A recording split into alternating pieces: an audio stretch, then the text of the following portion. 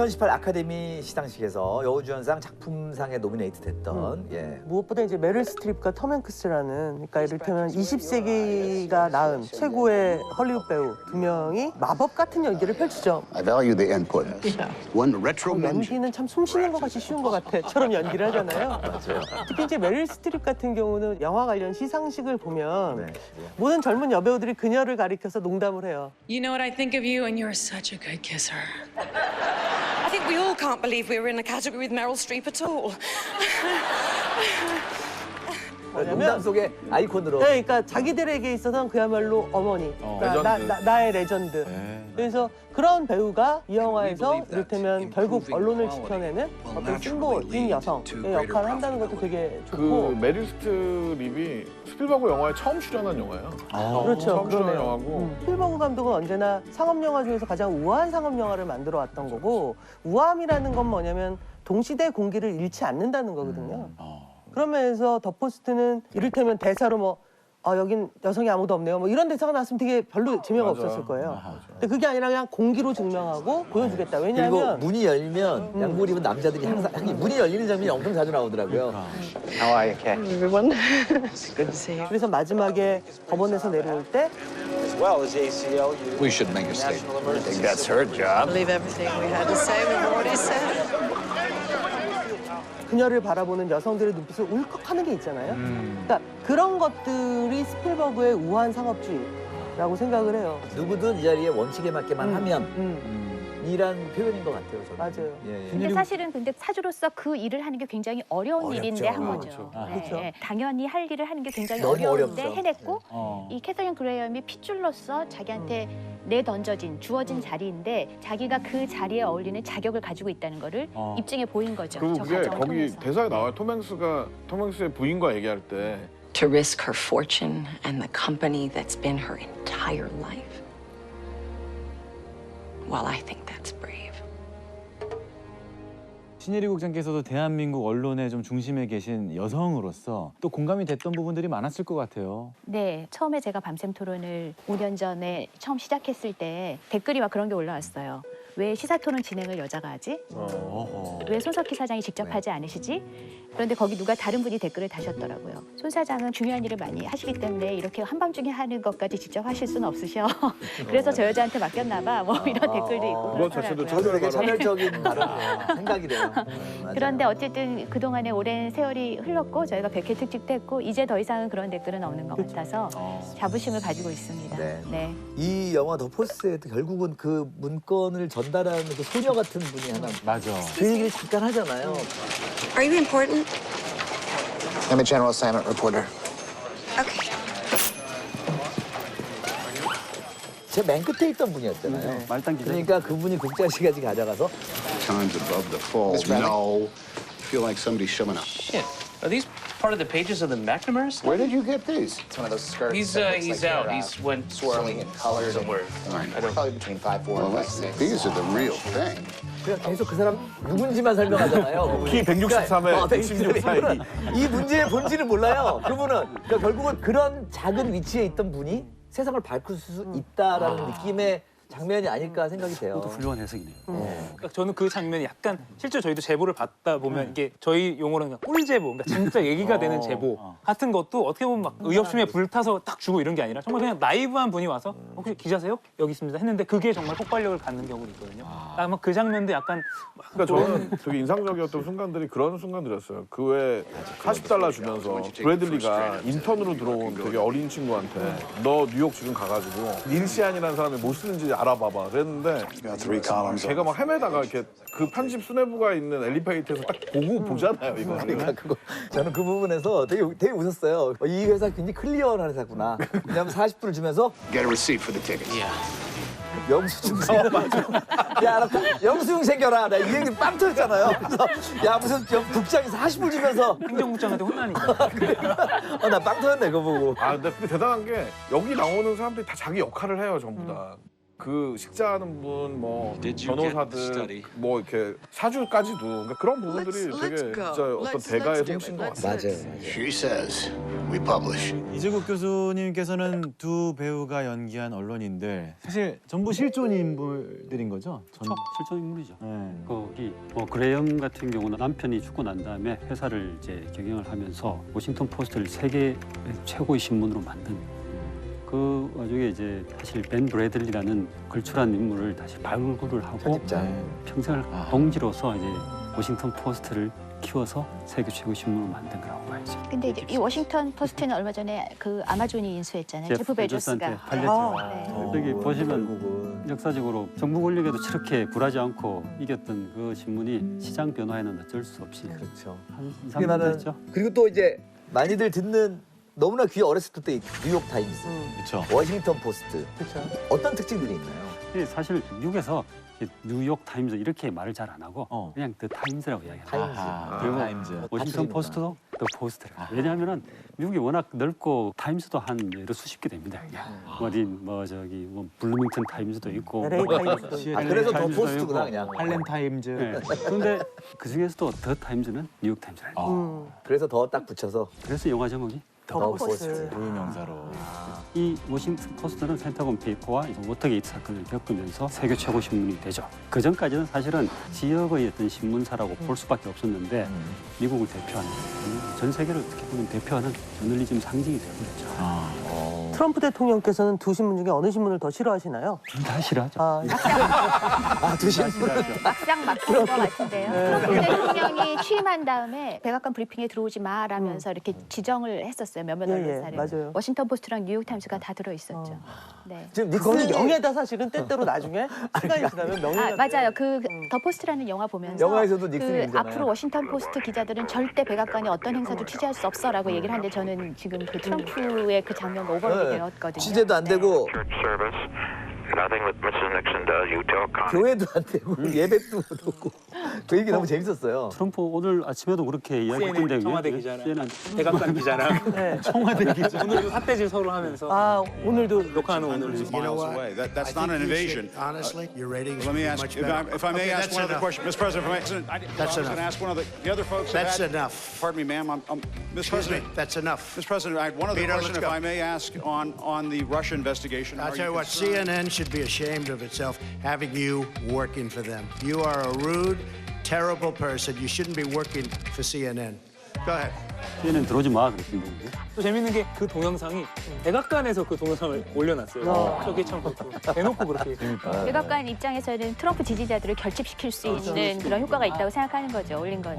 네. 근데 저렇게 팽팽할 수 있는 게 되게 좋더라고요. 어쨌든 서로 팽팽하잖아요, 막 대놓고 싸우고. 그렇지. 뭐 예를 들면 특정 후보를 조금 더 지지하는 성향을 보인다던가 신문사가 일반 시민 미국 같은 경우는 이제 그걸 인돌스라 그래요. 우리는 어떤 후보를 지지한다. 이 사설에 분명히 밝힙니다. 그렇죠. 근데 사설에 분명히 그렇게 밝히는 이유는 사실관계를 보도하는 것에서는 이것과는 분리되게 우리 보도를 한다. 그렇게 이야기를 하는 거죠. 그 얘기를 하니까 생각이 나는데 미국 신문하고 우리 신문하고의 어떤 그 구조적인 차이가 있어요. 이 그러니까 오피니언 면을 제작하는 그 에디토리얼 룸하고요, 논설위원실하고요.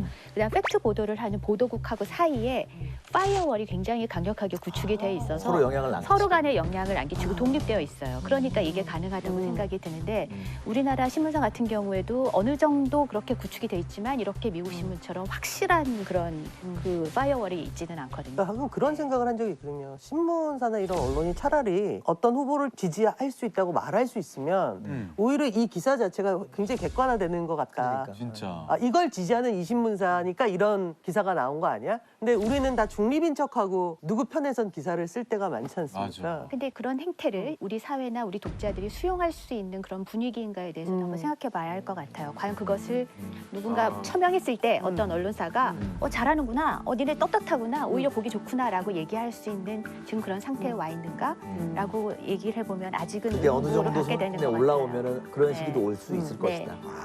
그렇네요. 1966년의 미국. 베트남에서 한창 전쟁이 벌어지고 있을 즈음에 불안한 눈빛을 하고 있는 남자가 금고 속에 들어있는 서류를 밖으로 빼돌립니다. 그는 데니얼 엘즈버그라는 사람이었고 미 국방장관의 수하였죠. 직접 전쟁을 참관하고 돌아온 그는 베트남에서 미국이 벌이고 있는 전쟁이 날이 갈수록 악화되고 있으며 그렇죠. 그걸 느끼고 오죠. 이 전쟁에 대해서 미국 정부가 하는 말이 I can tell you that military progress over the past 12 months has exceeded our expectations. We're very encouraged by what we're seeing in Vietnam. 모조리 순도 100%의 뻥이었다는 사실을 깨닫습니다. 이때가 그 순간이었던 것 같아요. 이 사람이 폭로를 하기로 결심한 순간. 그렇죠. 그리고 그가 빼돌려서 복사하고 있는 서류들은 미국 정부가 숨기고 있는 베트남 전쟁에 대한 진실이 모조리 기록되어 있는 팩트 핵폭탄이었습니다. 복사기 발명한 사람은 상 줘야 돼. 복사기 없었으면 저거 언제 할 거야? 4년 동안 접는 거예요. 무시무시하네요. 생각만 해도. 그로부터 5년이 지난 1971년의 워싱턴. 원래 사주였던 아버지가 돌아가시면서 갑자기 팔자에도 없던 언론사 사주라는 감투를 쓰게 된 워싱턴 포스트의 사주 캐서린 그레이엄은 회사를 손에 쥐고도 공경에 처해 있었습니다. 저는 이 영화는 사주를 달았다는 데서 되게 의미가 있는 것 같아요. 그리고 메릴 스트립 캐릭터가 사실 보수예요, 약간. 그쵸. 네, 사교계 여왕이고. 상류층이죠, 상류층. 아, 그렇죠. 굉장히 상류층. 1970년대 미국 상류층 여성들의 주 업무는 I think this is our cue, ladies. 손님 접대와 파티였지 회사 운영이 아니었기 때문이죠. 이 장면도 재밌는 게 남자들은 다 딴 방에 모여서 얘기를 해요. 그리고 이때 당시의 사회 분위기를 보여주고 그쵸. 얼마나 저 캐서린 그레이엄이 여자로서 언론사 사주 노릇을 하는 게 힘들었을까 하는 걸 보여주는 장면인 것 같아요. 서글서글한 성격의 그녀에게는 직진만 하는 성격인 편집장에게 자기 의견을 피력하는 일도 Catherine, keep your finger out of my eye. 회사 주식을 공개하고 투자 유치에 나서는 일도 너무 어렵고 낯선 일이었습니다. 게다가 이 사진들의 시선도 곱지 않습니다. Arthur. Fritz Kay throws a great party, but her father gave the paper to her husband. The only reason she's running things is because Phil died. 영화 내내 메리 스트립은 외롭죠. 저걸 다 캐서린이 들고 있죠. 워싱턴 포스트가 갈팡질팡하고 있는 사이에 경쟁지인 뉴욕타임즈는 대박 기사를 터뜨립니다. 영화 초반 몇몇 용감한 사람들이 목숨 걸고 빼돌린 미국 정부의 1급 기밀 문서가 드디어 언론을 타고 나온 겁니다. 그리고 Well, at least we got the wedding. 저럴 때 처참한 기분이 들죠. 경쟁지는 어마어마한 투종을 터뜨렸는데 우리는 이렇게 허접한 기사를 일면에 물 먹는다고 결혼 표현을 기사. 하는데. 시중에 깔린 신문을 다 가리고 싶죠. 당연하게도 백악관에 앉아 계신 각하께서는 이 상황을 별로 좋아하지 않으셨습니다. 지금 이제 닉슨이 얘기하는 대화 있잖아요. 저게 실제 닉슨 그 도청 테이프 백악관에서 녹음됐던 거를 재가공해서 영화에 넣은 거예요. 실제 닉슨 목소리. 네, 실제 닉슨 목소리. 연방법원은 뉴욕타임즈의 보도 내용이 국가 안보를 위협하는 내용이라고 판단하고 법원의 명령으로 추가 보도를 막아버리게 됩니다. Nixon administration had charged that the final two 저 parts 앵커가 월터 크론카이트라고 굉장히 네네. 유명해요. 전설적인. Hell, why bother fighting the communists? The courts ever stopped a paper from publishing before? Not in the history of the Republic. 당연히 있을 수도 없고 있어서도 안 되는 일이었죠. 뉴욕타임즈가 보도를 못하게 된 사이에 워싱턴 포스트에게도 드디어 기회가 찾아옵니다. 워싱턴 포스트지의 기자 한 명이 처음 이 서류를 빼돌렸던 주역인 데니얼 엘즈버그의 전 동료였기 때문이었습니다. 제가 참 좋아하는 배우인데 밥 오덴커크. 그 헐리우드의 중년 배우들의 어떤 파워가 얼마나 대단한가를 보여주는 영화.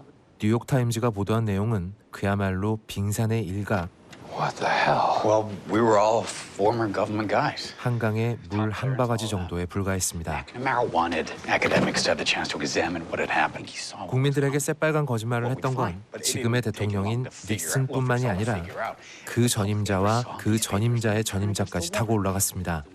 전쟁에 지는 대통령이 되기 싫어서 의미도 없고 이길 가망도 없는 전쟁을 지속하며 젊은이들의 목숨을 전쟁터에 밀어넣고 있었던 거죠. 10% was to help the South Vietnamese, 20% was to hold back the commies, 70% was to avoid the humiliation of an American defeat.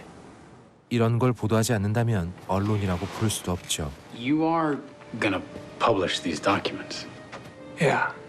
Even with the injunction? Yes. 다행히도 워싱턴 포스트지의 기자들은 겁쟁이들이 아니었습니다. 기자들이 편집장의 집에서 옹기종기 둘러앉아 미국 정부에게 때린 곳을 또 때릴 2차 핵폭탄을 가공하고 있는 사이 실제로 기자님들은 핵자들이 막 이게 나열돼 있을 때 조금 더 보통 사람보다는 빨리 취합하고 이게 있으신가요? 익숙하니까요. 그러니까 한직국에서 실제로 저런 장면들이 많이 연출이 되죠. 연출되기도 하죠. 새로운 문제가 발생합니다. 이 사실을 먼저 보도했던 뉴욕타임즈가 정부의 탄압을 받아 추가 보도 금지와 고소를 당한 상황에서 과연 이걸 또 보도했다가 회사에 어떤 영향을 끼칠 수 있느냐는 것이었죠. 워싱턴 포스트는 현재 투자를 유치하고 있는 상황입니다. 미국 정부와 맞짱을 뜨고 있는 언론사에 과연 투자를 할 사람이 있겠냐는 것이었죠. 이건 언론사 생존의 문제이기도 했습니다. If the government wins and we're convicted, the Washington Post, as we know it, will cease to exist. Well, we live in a world where the government can tell us what we can and cannot print, and the Washington Post, as we know it, has already ceased to exist. 이쪽 말은 완전 옳은 말인데 다른 쪽의 말도 현실적으로 틀린 건 아니고 이 답이 없는 논쟁은 결국 사주인 캐서린의 결정까지 올라갑니다. What's up there, Fritz? Calling Kay. 하나의 수화기를 들고 이 사람의 말도 들어야 하고 Would you like me to catch you up? I say we can, he says we can't. There, you're caught up. 저 사람의 말도 들어야 하는 그녀의 처지는 그녀가 처해 있는 상황과도 흡사합니다. 단톡방에 과거제요. 그러면 저도 톡이 없으니까. 얼마나 정말 외로운 상황이잖아요. 캐서린 표정이 다 말해주고 있어. We will lose. The country will lose. Nixon wins. Nixon wins this one and the next one and all the ones after that because we were scared. Because the only way to assert the right to publish is to publish. 여기서 근데 캐서린 그레이엄이 기자들은 어떻게 생각하냐고 물어봐요. 그 부분이 굉장히 인상적이었어요. Because I want to know what the staff is feeling about this. 어쨌든 결정은 내려야 합니다. 그녀의 결정은 Let's go. Let's do it. Let's go. Let's publish. 영화 더 포스트는 언론에 압박을 가해서 조종하려고 드는 미국 정부와 웃기는 소리 하지 말라고 덤비는 미국 언론들의 이야기이기도 하지만 그 틈에서 자신의 존재를 확립하는 여성의 이야기이기도 합니다. I've come to realize just how much you have at stake. 아버지가 평생을 바쳐 이룩한 회사와 자신의 전 재산이 날아갈지도 모르는 상황에서도 옳다고 생각하는 일을 강단 있게 밀어붙이는 인물로 성장합니다. Any of our soldiers. You can't be considering I'm going. talking to Mr. Bradley now. 이 장면 너무 좋았죠. 여기서 처음으로 캐서린 자기의 카리스마를 드러내는 And this is no longer my father's company. It's no longer my husband's company. It's my company. And anyone who thinks otherwise probably doesn't belong on my board. 소름 돋았어요. 사실 저런 말할 권리가 있거든요. 내 회사다. All right then. My decision stands. And I'm going to bed. 결국 기사는 원래대로 단 한 줄의 수정도 없이 보도됩니다. 잉크 냄새가 지금까지 여기까지 나는 것 같아요. 대법원은 미 정부의 고발에도 불구하고 언론의 자유를 보장해야 한다는 판결을 내놓게 되고 언론사들은 승리하게 되죠. 6-3, we win. We win. And so does the Times. 물론 당연히 그렇게 돼야 되는 일이 그렇게 된 것이긴 합니다만 그게 때때로 엄청나게 힘든 일이 되기도 합니다. 이 대사가 너무 감동적이더라고요. The protection it must have to fulfill its essential role in our democracy. The press was to serve the governed, not the governors. 멋있어요. 저 대사가 멋져. You know what my husband said about the news. He called it the first rough draft of history. That's good, isn't it? 권력 앞에 쫄지 않는 용감한 사람들이 세상을 바꾼 이야기이자 용기의 크기는 절대 성별로 나눠지지 않는다는 점 또한 지적하는 영화 That's the job, isn't it? 더 포스트였습니다. 되게 스필버그 특유의 본인의 상업적인 어떤 느낌이 최대한 이 이야기 잘 포용이 된 것 같아요. 2016년에 대한민국에도 이 영화 스토리와 굉장히 비슷한 일이 벌어졌습니다. 바로 최순실 게이트 사건인데요. 어떤 보도에서부터 시작이 된 거였죠? 이 태블릿 PC, JTBC 보도 전에 다시 거슬러 올라가면 세계일보가 정윤의 십상시 문건 보도를 했었고 한겨레 뭐가 이상하다, 뭐 재단이 뭐 이상하다, 뭐 이렇게 계속 조금씩 나왔는데 그런데 이제 결정적으로 이 JTBC가 최순실 씨의 것으로 확실시되는 개인 컴퓨터에서 태블릿 PC 보도를 함으로써 실체가 있구나라는 것을 이제 보여준 것이죠. 파장이 크게 드리울 문제들입니다. 나중에 JTBC 태블릿 보도 이후에 딱 보니까 그 보도들이 다 개별적인 것이 아니라 한 줄기로서 국정농단이라고 다 그룹이 지어지는 거죠. 그러니까 애초에 출발점도 모든 언론사들이 각자 열심히 해서 뭔가 다른 팩트, 다른 나무 줄기들을 다 찾고 있었고 나중에 JTBC가 운 좋게도 태블릿 PC 보도를 해서 어떻게 좀 나무를 딱 그려놓으니까 또 다시 그걸 기준으로 서로 또 다른 각자의 현장에서 또 발굴하는. 그래서 더 포스트에서 또 저는 인상 깊게 봤던 장면 중에 하나가 이제 이 포스트도 뉴욕타임스와 함께 법원으로부터 탄압을 받게 되는 것인가 하는 그런 일촉즉발의 순간에 그 벤 브래들리 편집국장이 무슨 조이봉투 같은 걸 막 들고 그 캐서린 그레엄의 방으로 막 들어가잖아요. 쫙 펼쳐놓는데 보면은 다른 언론사들에서 기사를 받아서 다 써준 거예요. 저희 받아서 쓴다라고 표현을 해주는데 그럼 이건 더 이상 포스트와 타임스만의 문제가 아니라 미국 전체 언론의 문제가 된 거잖아요. 그러니까 사실 언론사 관행 중에 어떤 게 있냐면 우리보다 먼저 무슨 기사를 다른 언론사에 쓰면 물 먹는다고 하거든요.